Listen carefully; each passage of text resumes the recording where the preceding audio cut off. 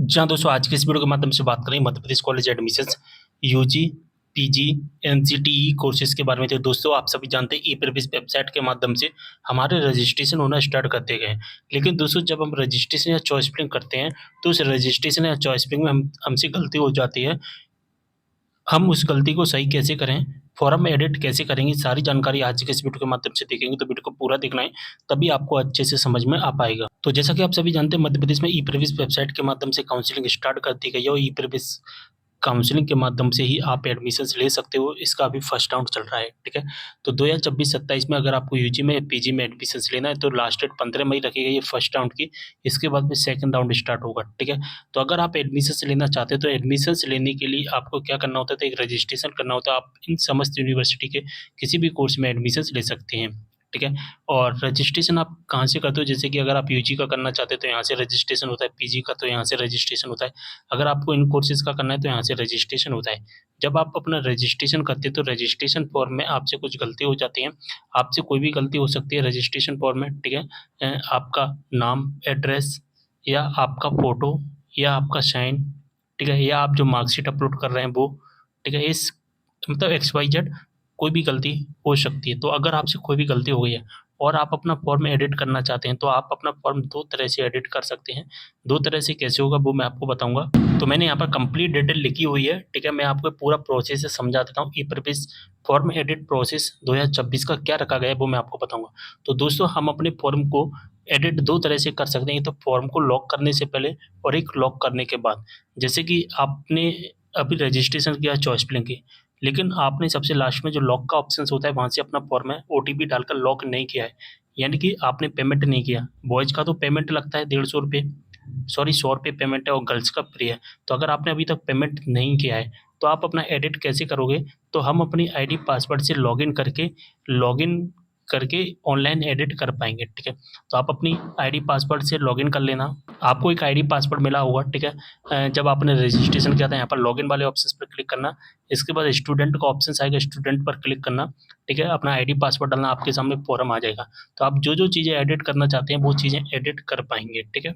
लेकिन अगर आपने फॉर्म को लॉक कर दिया तो लॉक करने के बाद में किस तरह से एडिट होगा वो मैं आपको बताऊँगा।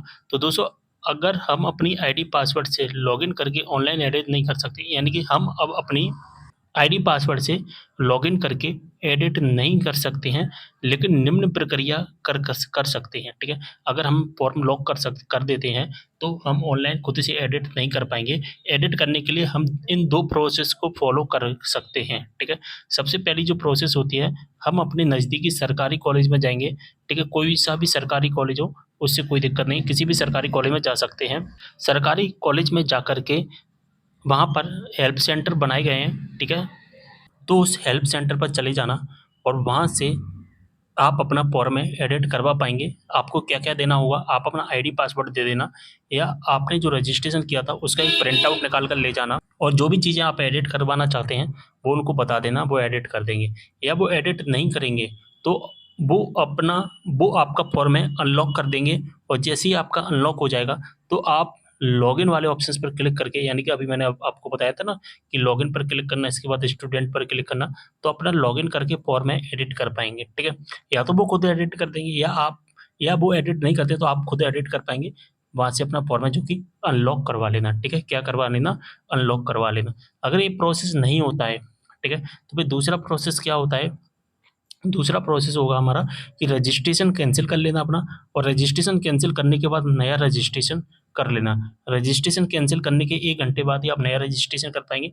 लेकिन जो बॉयज़ स्टूडेंट हैं, यानी कि बॉयज़ हैं, तो अगर आपने रजिस्ट्रेशन के टाइम पे जो 100 रुपए दिए थे, वो आपके 100 रुपए वापस नहीं आएँगे। आपको रजिस्ट्रेशन फिर से अगर करोगे तो फिर से 100 रुपए आपको देने पड़ेंगे। तो रजिस्ट्रेशन कैंसल कैसे होता है, आप आईडी पासवर्ड से लॉगिन करना है, यहाँ पर सबसे नीचे ही रजिस्ट्रेशन कैंसल का एक लिंक होगा, ठीक है। यहाँ पर सबसे नीचे आओगे तो रजिस्ट्रेशन कैंसल वाले लिंक पर क्लिक करेंगे तो इस तरह का इंटरफेस आ जाएगा। यहाँ पर चेक मार्क करना, गेट ओटीपी पर क्लिक करना, ओटीपी डालना और आपका रजिस्ट्रेशन कैंसल हो जाएगा। अगर आपको रजिस्ट्रेशन कैंसल करना नहीं आता है तो आप मुझे कमेंट करना, मैं एक अलग से वीडियो बना दूंगा जिसमें मैं आपको बता दूंगा रजिस्ट्रेशन कैंसिल कैसे करना है। या आप मेरा 2025 का भी वीडियो देख सकते हैं जिसमें मैंने रजिस्ट्रेशन कैंसिल के बारे में सारी इन्फॉर्मेशन दी हुई है, किस तरह से हम रजिस्ट्रेशन कैंसिल करेंगे। दोस्तों जैसे हम अपना रजिस्ट्रेशन कैंसिल करते हैं तो हमने जो भी डिटेल फिल की हुई होती है ना, वो सारी की सारी डिटेल है वो डिलीट हो जाती है और अब हमारा कोई भी डेटा नहीं रहता है ई प्रवेश काउंसलिंग के पास में, और हमें अब न्यू रजिस्ट्रेशन करना होता है एज अ फ्रेश स्टूडेंट, ठीक है। तो हम न्यू रजिस्ट्रेशन कर पाएंगे, और हमें जो भी चीज़ें सही करनी है, अब एक नया रजिस्ट्रेशन करके हर चीज़ को अच्छी तरह से एडिट करके, यानी कि आप सारी डिटेलें बिल्कुल सही फिल करना जिससे गलती ना हो। तो लॉक करने के बाद हमारे पास 2 ऑप्शंस होते हैं, दोनों ऑप्शंस मैंने आपको बता दिए हैं, ठीक है। सबसे पहला वाला ऑप्शंस ट्राई करना, अगर पहले वाले ऑप्शन से नहीं होता है तो फिर सेकंड वाला ऑप्शंस ट्राई करना। अब मान के चलिए आपका फॉर्म में, ठीक है, अब आपने लॉक कर दिया, ठीक है। लॉक करने के बाद में आपका फॉर्म वेरिफिकेशन प्रोसेस में गया, ठीक है।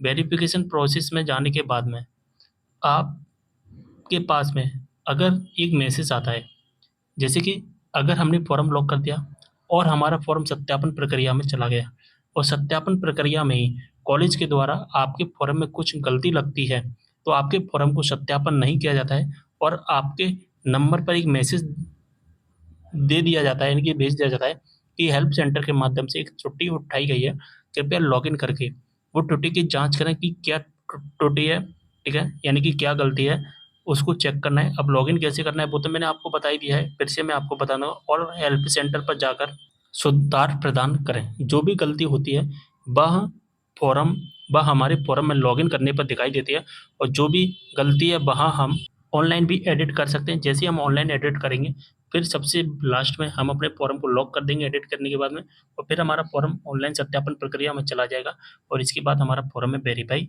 हो जाएगा, ठीक है। ये जो प्रोसेस है ये सत्यापन प्रक्रिया की है, यानी कि हमारा फॉर्म सत्यापन प्रोसेस में चला जाता है। सत्यापन प्रोसेस में जाने के बाद में हमारा फॉर्म हेल्प सेंटर पर जाता है, तो हेल्प सेंटर को ऐसा लगता है कि हमने कुछ गलत चीज़ें फिल की हुई होती हैं, तो फिर हमारे रजिस्टर्ड मोबाइल नंबर पर मैसेज डाल देते हैं कि आपने कुछ गलती की है। अब आपने क्या गलती की है उसको ऑनलाइन चेक करेंगे। ऑनलाइन कैसे करते हैं चेक? हमें अपनी आईडी को पासवर्ड से लॉगिन करना है। तो जैसा कि देख पा रहे हैं यहाँ पर लॉगिन का ऑप्शन है, लॉगिन पर क्लिक करना है, स्टूडेंट का आएगा तो स्टूडेंट पर क्लिक करना। इसके बाद अपनी आईडी डालना, पासवर्ड डालना, इसके बाद लॉगिन कर लेना आप, और जैसे ही लॉगिन करोगे तो इस तरह का एक विंडो आएगा आपके सामने, और इसमें क्लियर मेंशन किया गया है कि आपका फॉर्म ऑनलाइन सत्यापन केंद्र से वापस आ गया है, कृपया अपने फॉर्म में निम्नलिखित सुधार करें। कौन से निम्नलिखित सुधार करने हैं? तो वो यहाँ पर बताए गए हैं कि हमें ये सुधार करने हैं, ठीक है। आपके केस में और कुछ भी सुधार हो सकते हैं, सुधार करने के लिए कह सकता है। तो हमारे केस में क्या है कि स्टूडेंट नेम में गलती है और क्वालिफिकेशंस में गलती है। तो स्टूडेंट नेम में क्या गलती है कि स्टूडेंट का जो नाम फिल किया गया है वो 10वीं क्लास की मार्कशीट के आधार पर नहीं किया गया है, ठीक है। और साथ ही जो मार्कशीट है वो शो नहीं हो रही है, यानी कि डॉक्यूमेंट वाले ऑप्शंस में यहाँ पर जो मार्कशीट अपलोड की हुई है वो गलत मार्कशीट अपलोड की हुई है। क्वालिफिकेशंस वाले ऑप्शंस में भी एक गलती है कि back to student marksheet not showing, यानी कि जो मार्कशीट अपलोड की गई है वो गलत अपलोड की गई है, या जो मार्कशीट अपलोड की गई है वो शो नहीं हो रही है। तो इन दोनों मार्कशीट को अब फिर से अपलोड करना है, और जैसे ही आप फिर से अपलोड करोगे इसके बाद सबसे लास्ट में फॉर्म को लॉक कर देना ओटीपी डालकर।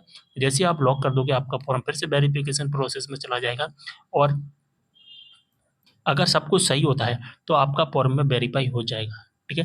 तो इस तरह से चीज़ें होती हैं। अगर आपको कोई भी डाउट है तो आप मुझे कमेंट करना, व्हाट्सएप ग्रुप को ज्वाइन कर लेना, ठीक है, टेलीग्राम ग्रुप को ज्वाइन कर लेना।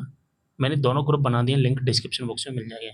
मैं जितना डिटेल में आपको डीपली समझाता हूँ उतना डिटेल में पूरे यूट्यूब चैनल पर आपको कोई नहीं समझाएगा, इसलिए इस चैनल को सब्सक्राइब कर लेना है। मिलते हैं अगली वीडियो में एक और जानकारी के साथ, तब तक के लिए बाय।